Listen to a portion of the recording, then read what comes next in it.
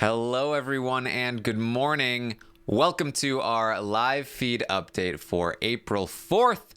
I'm your host, Taryn Armstrong, and with me today is Lita. How you doing, Lita? Good. Long time no podcast, Taryn. Yeah, glad to have you back. Yes, thank you for having me. And happy birthday again. I said it yesterday, but as we all know, birthdays are a week long and sometimes year long affair for me. Yeah, also they happen monthly. Yeah, that's what I mean by year long. So we are here to talk about everything that happened yesterday on the Big Brother Canada 7 live feeds. It was day 33 in the house, and it was kind of a slower day here.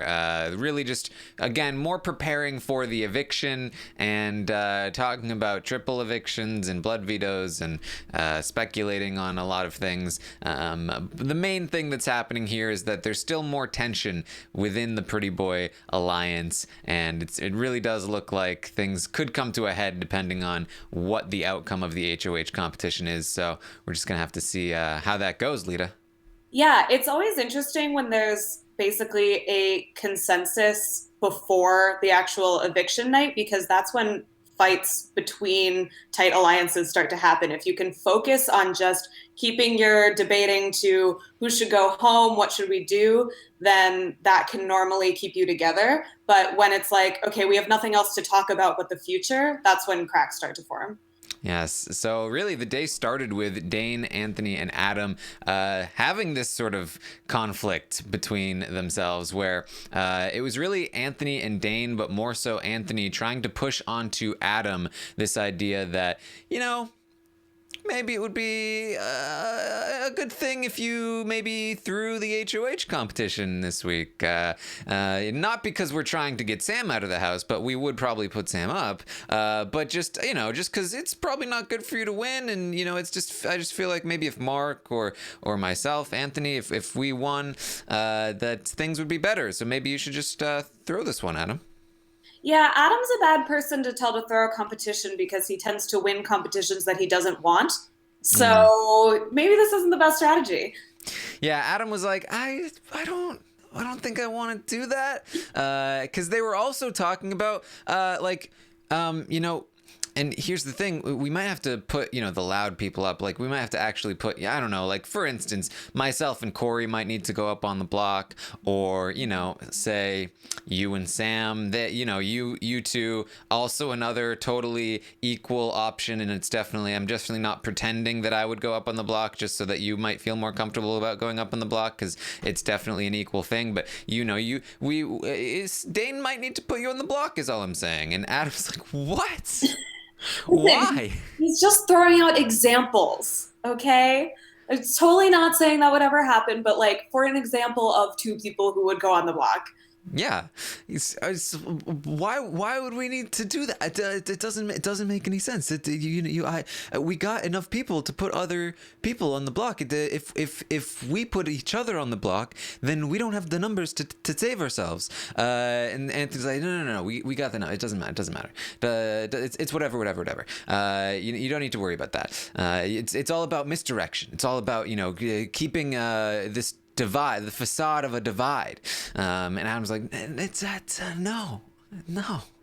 Yeah, I think Anthony might have gotten a little too comfortable with just like his dictating just seems to have gone well so far. So he's like, I'm smooth, I'm a great talker, I can just kind of like talk people into doing this. And this is one of those times that he's just gonna totally hit a wall and Adam is not gonna even pretend to entertain this. It's funny, we usually see this pattern with Anthony, and I've talked about a lot of his weaknesses being his lack of familiarity with the game. I think that a lot of this has to do with, because it happens like on a week by week basis, where like he's doing really well when I talk to Kirsten, and then by the time I talk to the Thursday person, it's like, is he doing as well anymore? Because I think that when presented with a scenario in front of him, Anthony is able to handle it and do really well and fix everything the way that he wants it to. But when he starts looking forward too far in the future, he starts coming up with crazy plans and ideas that are not okay, not good. Like when he thought that he would get Chelsea to turn on Sam, or Sam to get out Kira, or all these like weird ideas that would never work. And he just starts talking too much about like all of these crazy ideas, and he just needs to be presented with a real problem so that he can deal with that real problem, because that's where he shines. Right. And like you said, it's familiarity with the game, right? Because I think the mark of a good strategist is someone who's able to think outside the box and think creatively, strategically, which he can do. It's just too abstract and it's not grounded in that game knowledge. So he gets really carried away and thinking like, ooh, I can like really finagle and finesse all of these different scenarios, but it's too much. It's not actually grounded in game logic. And I think that's why, part of why, at the very least, the Pretty Boys have succeeded so far is that they have Anthony, who is this like very good strategist on this sort of abstract side of things and very good manipulator, with Adam, who has much better game knowledge, much bigger fan of the show, who came up with the formula to begin with. Like the combination of those two, I think, has really created what the Pretty Boys have that's succeeded. Obviously, Dane's social game has also helped, as well as both Dane and Adam's competition prowess. And then, Mark is there too. So I really feel like it's the combination of these people that's helping this work. The formula being the main thing, but I think you also need a little bit of skill from the players themselves. So Adam is not happy with this this situation. He's gonna run to Mark and be like, Mark, they're telling me I need to throw the competition to them and that we should be going up on the block. And Mark, the always the person that's going to like agree with whichever Pretty Boy he's talking to, yeah, of course, I'm totally with you. We shouldn't be going up on the block, and you shouldn't throw the HOH. And I was like, good, yeah, that's what I thought. Yeah, Mark is good for that, which is one of the reasons that it's dangerous for him to be on the block next to anybody, because Mark is really good at just being that guy that's like, yeah, no, I'm with you, but not giving enough information to be caught in any lies, which like Kiki is that person who's running to everybody and saying like, I'm with you, I'm not gunning for you, blah, blah, blah. But she's saying things that are too concrete. So when people compare information, they catch her in lies. Mark is just kind of like, yeah, no, totally, which is a good way to be if you're on the block and not the main target. Mark is very good at, there's a lot of talk of, alphas in the house. Mark is very good at being the beta to an alpha, where he is perfectly willing to prop up the ego of whoever he's talking to and make them feel like he is their subordinate. And we know, at least we have an idea that he does not always plan on being that subordinate, that he plans on betraying these people at some point. But he's very good at laying low for this particular situation while it happens. Yeah, and that's an impressive skill. Not impressive, but it's an uncommon skill to have, because a lot of men, particularly men who choose to go on reality TV, are not going to be willing to be that person. Yeah. Kira has a conversation with Damien about, hey, we're good. Damien loves this line of like, yeah, I just... I feel really good with you because we don't need to check in very often. I just we're able to feel good and we don't need to check in. And this is very effective for Damien, because he is not good at always checking in with people, but he makes such a good impression on them that they do feel good about him. And when he talks about not needing to check in, they feel like, oh yeah, that makes sense. And so they talk about like, yeah, with Damien, just don't check in that often because he feels good with you. It's brilliant. Like being like friends with someone that you don't really like to hang out with and just be like, I love that we just like don't have to see each other very often, but then when we do, it's like no time has passed. It's like an excuse to only see them once a month. Well, I mean, I think it's true for him though. He barely hangs out with Esty and Kiki too, but he actually likes them. So it's a good excuse, because like it's a proven track record with people he actually does like, but then he can use it with people he doesn't like. There you go. So yeah, they have that conversation. They feel good with each other. Kira talks to the cameras and gives us maybe a little bit more of a hint about what this blood veto does, because in last night's episode we were not told what it does. It was a to be continued, which I went live on Twitch last night to talk about this episode, and as well as the other stuff that was on TV last night, and I just don't understand what they're doing. As far as we're aware from what Kira has said, that this blood veto is not going to change the outcome. Kiki and Mark are on the block. Kiki is going to be voted out, and that's just how it's going to go. The blood veto isn't going to change anything, but they're still like building it up like it's this huge thing. Like, oh boy, what is it gonna be? Like, what is this episode tonight gonna be? It's gonna be, this is what it is, and it's not gonna change anything. Well, because people who don't watch feeds don't know that. Yeah, but for those people, they're gonna find out, oh, this is the game-changing twist, and oh, it didn't change the outcome. Well, because not using a big power can also be a strategic move, and Kira mulling over. So what do you think this is? You think this is a sole vote to evict? I think it has something to do with the vote. So what Kira says to the cameras is, I almost want to vote the other way just so I can use the veto. But no, that would be dumb. So I think that it either like you can like be like, oh, by a vote of 4-3, Mark, you are no. I veto this eviction. It's going the other way, or I don't know, something along those lines. Okay, yeah, I think that's a better guess than just a sole vote to evict, because that would not actually be a veto. Like, well, you could like, I think the theory there was like you could veto one of the people on the block, and then there's no replacement, leaving just one person, and they're automatically evicted. Okay. Yeah, I don't know. I would think that it has to be something that is like actually a veto. My first instinct was that it's going to be like, if you use it, you have to take both people down and put 2 new people up, which is like blood on your hands because it's more people. But like the way that she's talking, I agree, it has to have something to do with the votes. But I think it has to be another wrinkle to the sole vote to evict. I think that vetoing the votes afterward is a good guess. Yeah, it could be like you can veto one of the votes, or like switch a vote over. So maybe they're thinking in terms of like, if it's a 4-3 vote, then or like if it's a 4-3 vote in favor of Kiki leaving, then if I switch my vote to Mark leaving, then I'll get to veto one of the votes and make it so Kiki's leaving again. Like, so, how would they explain that on the show? This also seems to imply to me that this does expire this week, that it has to be used this week. Otherwise, like, why would they be like, oh, I almost want to do this just so I can use it? Like, no, you'd want to be able to save it if you had the ability to. You would not want this to be something to burn.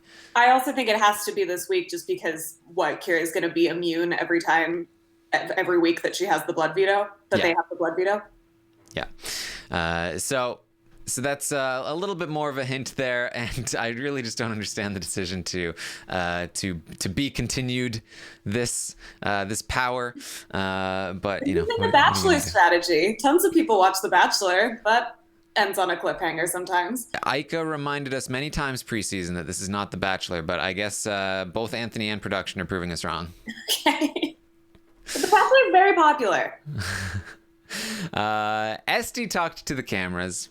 She talked about wanting to get Sam back on board with keeping Kiki because she thinks that Sam is in control of a lot of people in the house, and that if Sam is on board, then Kiki will be able to stay. She's, of course, kind of pretty much wrong about that. She thinks she's in a good spot in the house because she thinks that anybody who's sitting next to her on the block will be voted out over her. I think mainly she's talking about if Kiki stays, Kiki will be voted out over her. If Dane is here, then Dane will be voted out over her. And again, kind of wrong about that one. She is annoyed at Dane for not campaigning harder for Kiki. Right about that one. And she is still coming for Adam and Sam, even though they made a deal. So that's what's going on in Esty's head. Yeah. I mean, depending on who you ask, Kiki is nominating pretty much any combination of people in the house, but it's going to be this Adam and Sam thing that sets off the most. I mean, it's hard to say fireworks because everything's pretty set in stone, but that's what causes most of the drama today. Yeah. Drama, in quotation marks. Yeah. Dane Most has of the mild disagreements. Yeah. It's mostly just like Kiki coming to the realization that she's not staying. Yeah. Dane has a conversation with Damien where he is kind of Damien is kind of saying to Dane, I don't think Kiki has the votes. I think Anthony and Corey are against her, and if Anthony and Corey are against her, if Sam and Adam are against her, then I think she doesn't have the votes to stay. I want her to stay. I'm a vote for her to stay. I've been trying, but I also don't want to blow up my own game, and so I'm not sure, what to do here. Dane is kind of like, yeah, I'm getting that feeling too. So Damien is definitely aware that this is not looking good. We talked yesterday about like, is he still going to vote against the House, or will he flip his vote and vote with the House? I think that it's very important that he does, but we'll just have to wait and see. Yeah, I mean, everybody is ending every single conversation with, I'll vote with the House, except like maybe SD, which Dane is like, she probably should not do that, put the target on her back by not voting with the House. But yeah, I mean, it's a lot of people saying like, I would prefer that Kiki not go, but it's going this way, so I'll vote with the House. Nobody seems, except for Kiki, to be putting up like major opposition on this day. Yes. Adam, Anthony, and Dane are going to get back together and talk more about basically the same thing they were talking about before. Adam has now had more conversations about, no, I'm not throwing the HOH. No, we should not be putting each other on the block. So he pushes back even harder against these ideas in this conversation. He's just like, I'm not throwing it. We should not be putting each other on the block. It's just stupid. And Anthony is just like, no, you're not thinking big picture. You're not thinking. You don't understand. And Adam's like, no, I understand. You just don't want to. You just want to keep Corey safe. That's what this is all about. You just don't want Corey on the block. You just want me to throw it so that you can keep Corey safe, and so that you have your pieces. And Anthony's no. Corey, I know for a fact Corey is not putting any of the guys up. And he's like, well, the guys are putting the guys up. It's like. This is Adam's gonna get really annoyed at Anthony here. Yeah, it's the first of several conversations yesterday where the theme is like condescension, where Anthony is just like, no, you don't understand. But Adam is the only one who really like pushes back against the respective person that's just telling them what to do. Yes, and it's funny, like Adam, because Anthony and Dane are basically like this tag team. They're always against Adam, and sometimes Adam's mad at Dane because Dane is the one pushing, and sometimes he's mad at Anthony because Anthony is the one pushing, but he's rarely mad at both of them at the same time because one of them is usually kind of backing off while the other one pushes. So for most of the week, it was kind of Dane, but now it's Anthony, and he's like, he's very frustrated with Anthony and what he's trying to push here. He feels like I have Sam, and Sam is loyal, and like Anthony has Corey. He's just trying to keep Corey safe. Like that's what's going on. We're all just trying to keep our people safe, and they're trying to make it seem like I need to give up my person when they shouldn't give up theirs. And he's not happy about it. Yeah, I mean, it's gonna have to be a trade at some point, and nobody wants their I don't like the term side piece. I don't either. It's just like I'm not sure, like parachute, like that. It's hard to. And I also don't want to say like they're a woman, their respective woman. Their female alliance partner. Nobody wants to give them up as the first pawn to be captured, and it's going to happen eventually. And it's what's going to break up the pretty boys if anything does. Yeah. So we also got Sam and Corey talking. They were bonding some more yesterday, talking about again about the backdoor thing. About it definitely wasn't you, Sam, and I'm pretty sure it was Dane. And they talk about potentially going after Dane. That's a move they might want to make. And Sam also makes sure to ask Corey to put in a good word with her with Damien.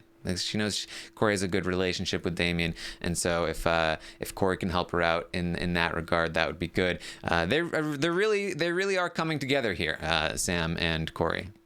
Thank God. I really want these two to work together. Yeah, I mean, we'll see what Anthony has to say about it when the time comes, but See what his judgment is from on high. here's what you need to do, Corey. Think big picture. Yeah. Anthony and Dane, after Adam leaves, they're going to complain about Adam a lot. This is something that they used to do, but haven't done it in a little while, but now they're back at it. Oh, Adam, oh, he's so obsessed with Sam. We're not obsessed with Sam. He's obsessed with Sam. He's the worst. Why does Adam have to be all Adamy? And yeah, they're very, very annoyed. Yeah, I think Dane is a world-class complainer about other people. He, like, really cannot get enough whining about other people, and I'm surprised that it has not come back to bite him super significantly yet. Yeah. Also complains about slop a lot, and being a have-not. Yeah, he's got issues. He makes victim noises. Anthony is going to talk with Kira. Kira basically lets Anthony know, I'm coming after Dane. I feel like coming after Dane is the right move for me. Anthony talks about Anthony things. Oh yeah, so yeah, this is what we need to do, and well, you know, the broken telephone game ends with me, and you know, once I say the word, I gotta get my soldiers to mobilize. Who are your soldiers? Oh, you and Corey, you and my soldiers. And you know, that's the conversation. Yeah, and Kira's like, wait, how did this turn into you telling me what's happening?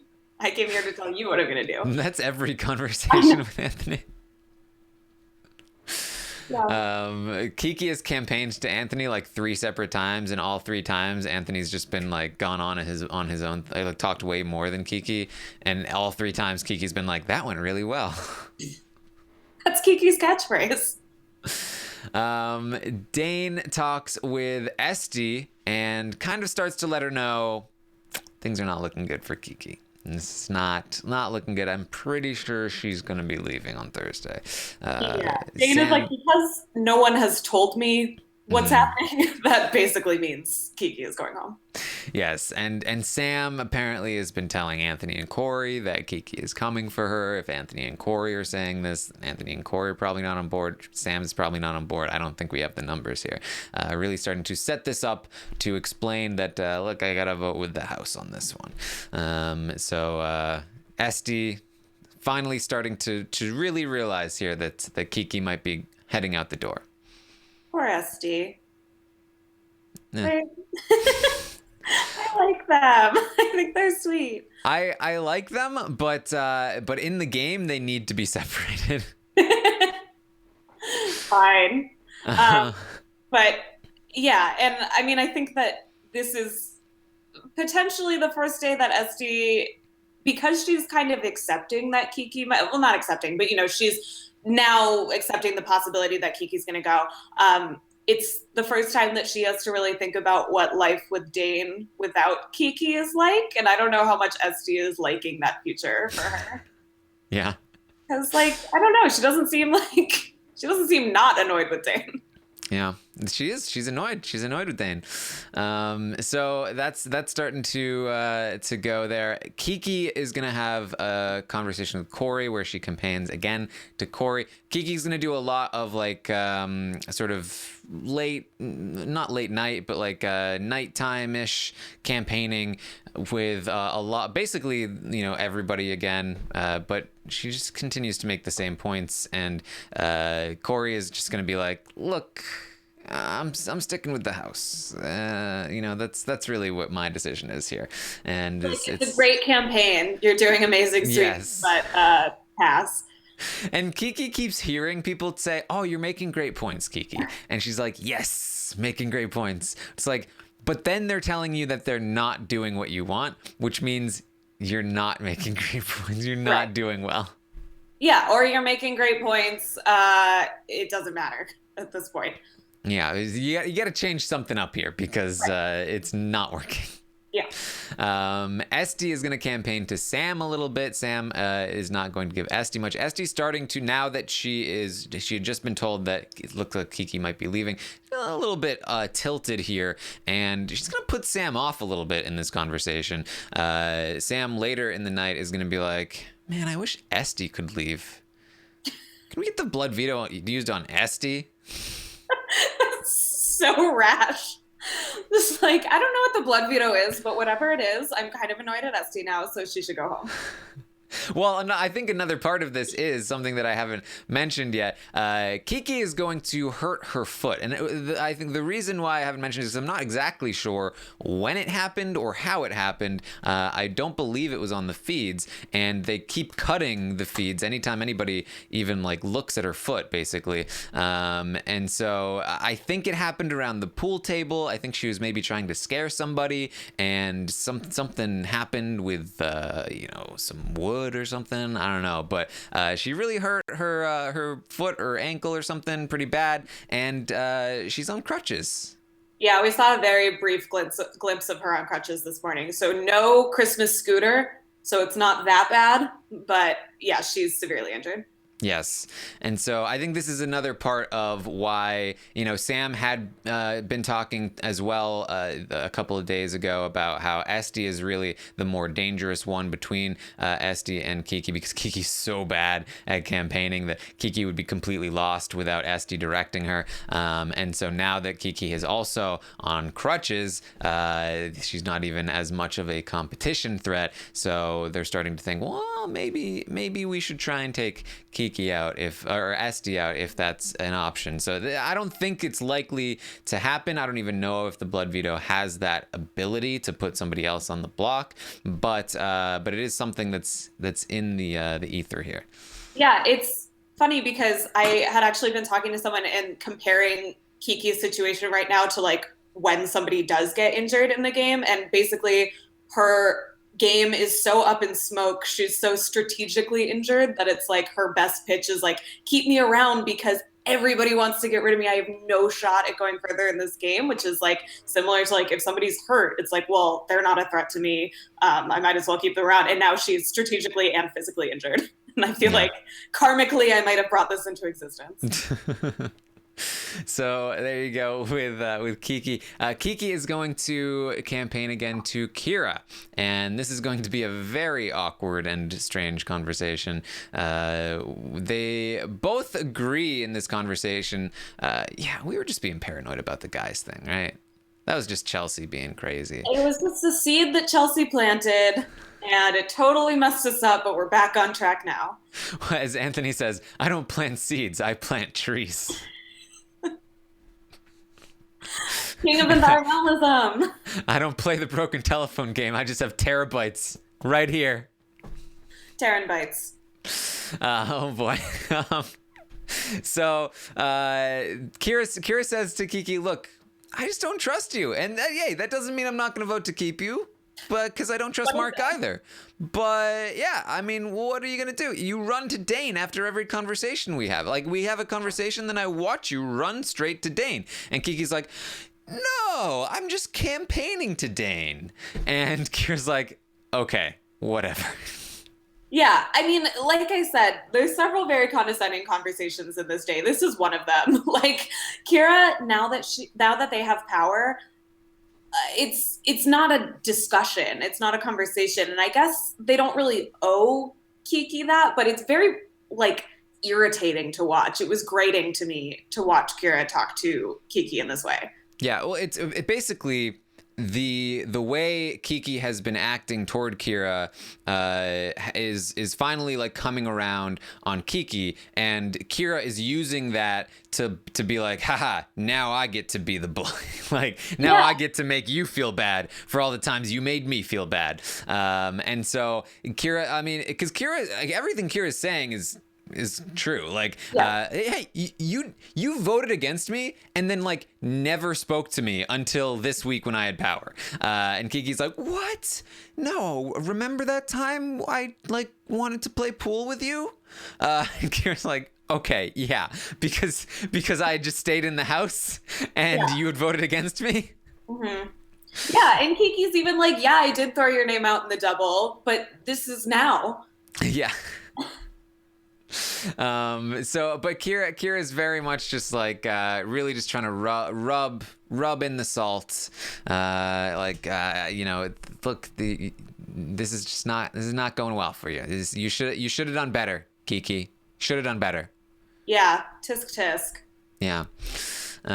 So that doesn't go very well. Kira's then going to go talk to Mark and tell Mark the thing that Kiki should be wanting to hear from people, which is not I'll vote with the house, but instead, hey Mark, you're staying. I'm voting to keep you. I want you here, Mark. And he's like, oh, thank you. I appreciate that. And so there you go. Yeah, so whatever the blood veto is, it's not going to matter. Yeah. Kiki is also going to campaign again to Anthony. He Anthony's, does that thing. She thinks it went well. It didn't. I'm glad that we all accept Anthony's as a verb. Yeah. I wrote that down. It's hard. It's weird. It's weird seeing Anthony's without the apostrophe, but I'm pretty sure that's the right way to use the verb. It's not Anthony's. IES at the end? No, I just put Anthony with a Y and then an S. It looks weird, but I feel it's appropriate. We'll check Webster's later. Yeah. Kiki is going to go to Damien, and they're going to talk for a bit. Damien says, look, you got my vote, but I don't think you have the votes. You need Anthony and Corey. And, okay. They also talk about how, Damien, he's been told that Kiki has said his name. Kiki says, I have not said your name. I promise you, I have not said your name. Damien says, I believe you. I believe you.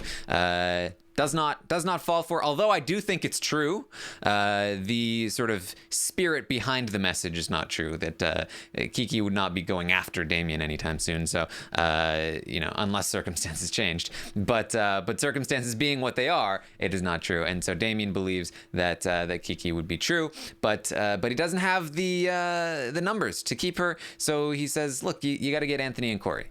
And she's like, well, I was just talking to Anthony, and I don't know.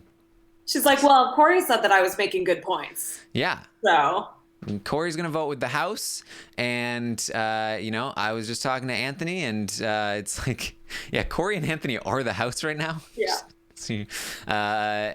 So, knowing that she needs Anthony and Corey, Kiki's going to go to Adam and campaign to Adam.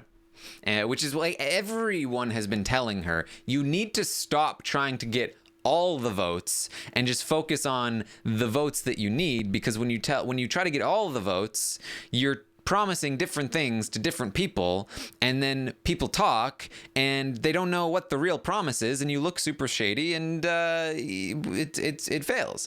But she is gonna go to Adam, and he's basically gonna say that to her, like, look, I know you've been campaigning to other people saying my name.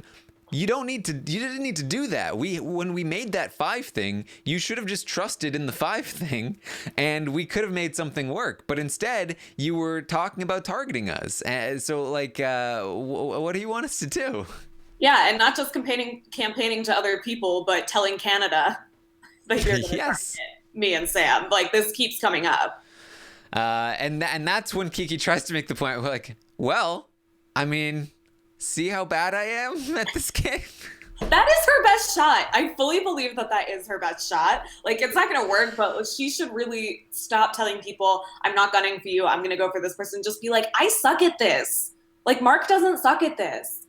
Yeah, Mark has just been chilling, doing everything you need to do when you're on the block. Yeah, absolutely. Yeah. Because Anthony told him to be cool. Yeah, Anthony, I need your help. That was such a weird segment, but I think weirdly appropriate for Anthony. It's really like his coming out segment on the show. Yeah, I really enjoyed him being like, Mark, you got to be cool. And Mark being like, is this cool? Do I look cool right now? It's like when you're drunk in front of your parents. You're like, how do I be cool, sir? Do I look calm? Is this okay? Yeah. No. More cool. Okay. Cool. Yeah. I mean, Anthony's coaching paid off. Mark is being very cool. Yeah. So yeah, that's really what's going on. And like I said, Sam is going to talk with Adam a little bit late at night about, man, I wish Esty could leave. Kiki's, she's out of this. Kiki's lost without Esty. She's on crutches now. Yeah. Maybe this is Kiki's last ditch attempt. Maybe she's Tysoning and pretending to have an injury.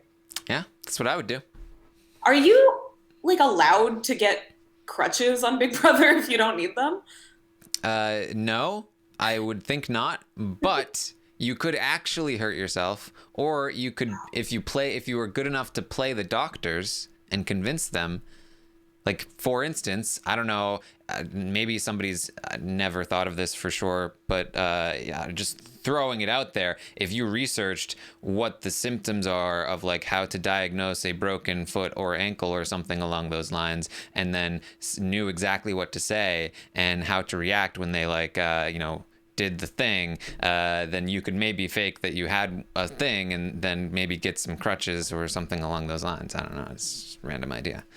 Has this happened before, or is this what you would do?